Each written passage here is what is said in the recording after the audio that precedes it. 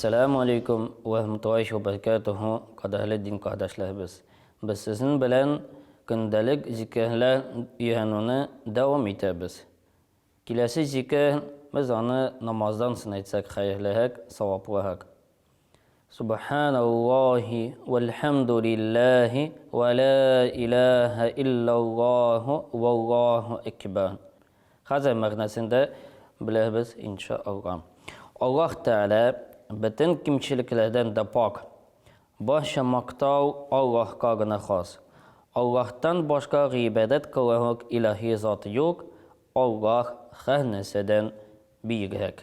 Qabatır bir cəmaət. Subhanallahi velhamdülillahi ve la ilahe illallahu vallahu ekber. Allahu ekber ve lillahil hamd. Bazıqada da duada zikirdə bu yazsın. Esselamu aleyküm ve rahmetullahi ve berekatuhu.